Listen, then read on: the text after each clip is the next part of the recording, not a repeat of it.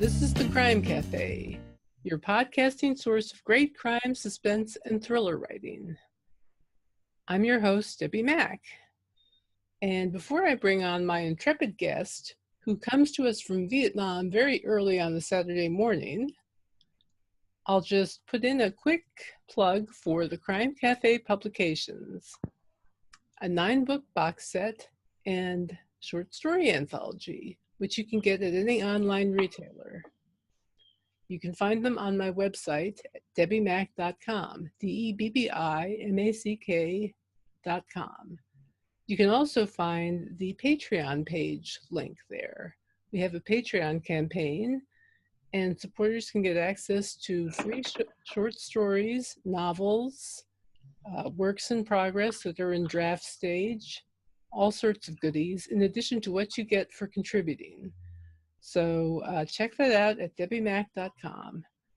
And with that, I will now introduce our awesome guest, Elka Ray, who comes to us from Vietnam. Hi, Elka. It's nice to have you on. Thank you, Debbi. Thank you very much. Well, I'm very pleased to have you on. And let's start off. I'll just start off by asking, how would you describe your books generally in terms of genre? So I write crime. I write two kinds of crime. I write more dark, psychological thrillers, and then I write crime that is lighter. And, you know, someone does die, but it's more light and cozier, maybe. Funny. Absolutely cozier. Yes. So humorous crime and dark thrillers? Yes. Wow, that's quite a range, actually. And you have two novels, one of which I'm reading now, Saigon Dark.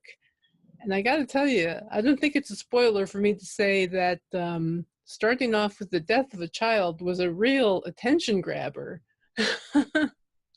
Yeah, that is definitely the dark side. Yeah, I was going to say that. Whoa. What inspired you to write that story?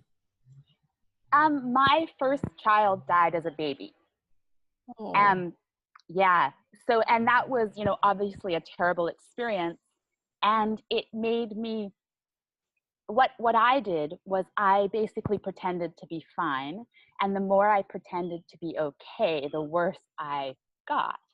So that made me very interested in grief and trauma and how people deal with trauma. And from there, I thought up the character of Lily, who, from reasons, you know, beyond, basically she makes a really, really bad decision or questionable decision when she's grief-stricken, and then she has to spend the rest of her life pretending to be fine. And I just wanted to look at the pressure that that would put on someone. So that's where that story came from. So it's very psychologically oriented then. Yes, definitely. It's, you know, I like to put as much pressure as possible on a character and see how they will crack or how they will hold up. Yeah, yeah. It sounds like a lot of your own experience sort of fed into that as well. Definitely, that was the starting point. That was my first experience of real grief and trauma. And I don't think until something really bad happens, you don't really understand how you'll react or how anyone would react. And so I found that really, really interesting. Horrible, but interesting. Yes, well, I can understand. Yeah, I mean, that's awful. I'm so sorry. Your other book is a little lighter, I think, more humorous, correct? It's much lighter. About that one? Yeah, so I have a book called Divorce is Murder that is coming out with 7th Street, which is Prometheus Crime imprint, in June 2019. And that one is, it's about a divorce lawyer. It's set in Canada, where I grew up.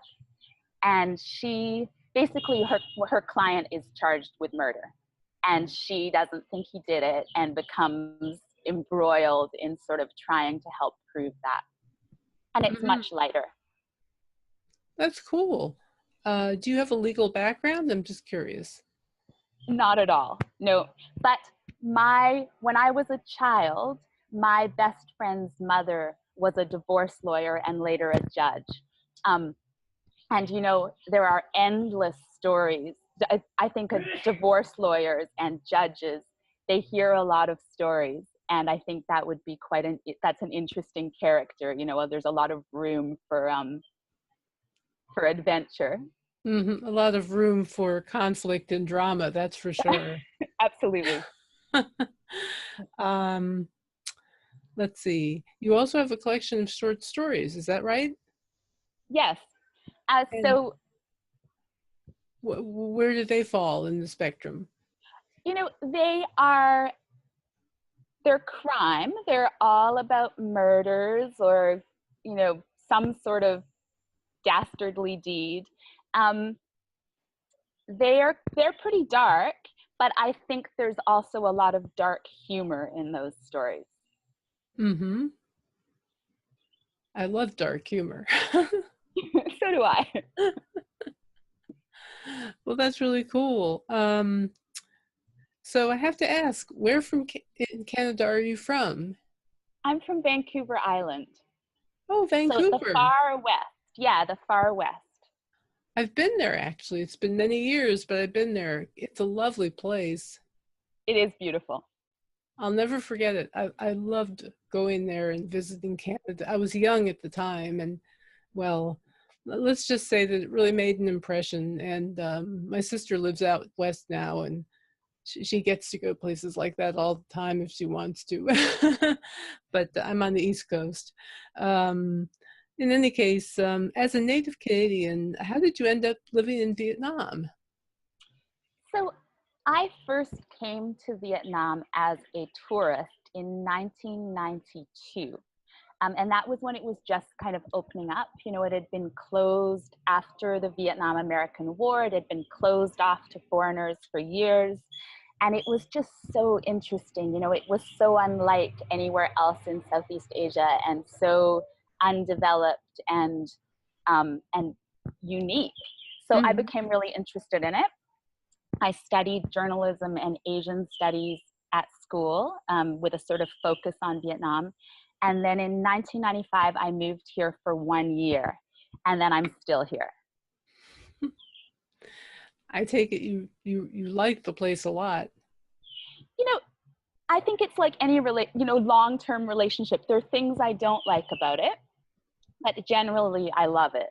And nowhere is perfect. And there's always going to be something you miss. There are things about Canada I miss, things about other places I miss. But no, I have a really, really interesting life here, and I feel super lucky. I've gotten to see the country change so much, and really, it's like Vietnam and I have grown up together. So yeah, it's been amazing. Well, your yard looks beautiful. And it sounds beautiful too, with the birds in the background. I can hear Yeah, them. no, and at this time of the day, I mean, it's still pretty early in the morning, so it's a lovely temperature. Oh, that's great. Um, Let me ask you, I have two advice questions to ask you. First of all, what advice would you offer to someone who's interested in moving to another country, say like Vietnam? Um, you know, I would I think that people need to go to a place and maybe spend a few months there before they really, really decide for sure that that's where they want to settle for any length of time. I think you can't just go somewhere on holiday and fall in love with the place and then decide to move, because being on vacation and working somewhere really are different, and living somewhere are different. Um, but I think that if you have the opportunity to go and live somewhere else for a while, it is such a wonderful experience. I would recommend anyone to give that a try. That's fantastic. That's Mm. good advice because it's very easy to fall in love with a place when you're visiting. It is. And I mean, I go back to, yes, I go to Canada on holiday, and, you know, it is absolutely wonderful. But of course, you know, it's a special occasion. You're a special occasion. So, yeah, if you're there all the time, it becomes routine. Exactly. Yeah. And what advice would you offer to anyone who's interested in writing fiction? Um, you know, I think that this is something that you just have to have a passion for and a need to do, because otherwise, why would you? You're spending a lot of time by yourself in a room. I mean, I'm sure there are a lot more fun things you could be doing, unless you just have this desire, you know, this need to tell stories. What I would advise to someone who's just starting out is focus on the story. You know, I think when I started, I spent a lot of time writing beautiful prose that didn't actually tell a story. So just tell a story, and tell it as simply as you can. That's great advice, actually. Yeah, that is wonderful advice. Thank you. Just tell a good story. I'm not sure it gets much better than that. um, who are the writers that inspire you most? So there are a crop of amazing female crime writers right now, and most of them happen to be British. Women like Tana French, Belinda Bauer, Sabine Durant. Um, there's an Australian woman named Jane Harper who wrote The Dry. I mean, I just read what's Ruth in a dark wood. Ruth, someone I can't remember. There are a lot of incredible women psychological suspense and thriller and crime writers. Mm-hmm. And then, of course, going back, you know, to people like Donna Tartt.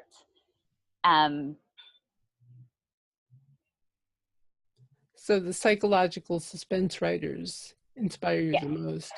Yes, but you know, when I was a child, I read everything, and then I read all the classics. You know, I would definitely recommend any writer to read those. You know, Dickens, read the Russian masters, read everything. I read a bunch of trash as well. You know, like sort of Flowers in the Attic, Sweet Valley High. Like read everything, and then as a young adult, I read mostly literary fiction, and I think that's a great base.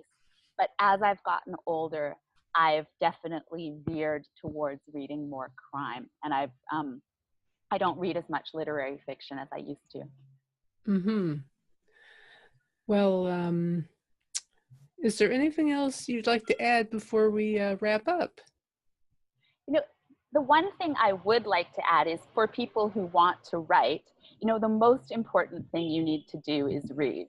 And it seems that there are more and more people writing and less people reading. And which is sad. You know, read everything, and don't just read in your genre, read outside of your genre as well, but do read a lot in your genre. God, we are like almost like twins in terms of our thinking. Everything you're saying is like, I'm like, yes, yes, yes. Also, one more, Margaret Millar. Have you ever read her work? No, Oh, but I'll look it up. oh, she writes wonderful mystery and psychological suspense. Okay. Great writer. Thank you. And also from Canada. I will look her up. Yeah, yeah. Marguerite Millar. Margaret Millar, Okay. Millar. I just love her work. Okay. So in any case, thank you so much for being on today. I appreciate your being here. And Thank you.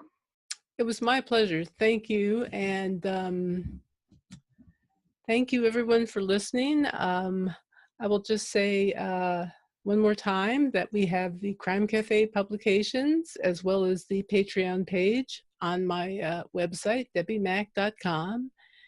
Thanks again to Elka Ray for being here.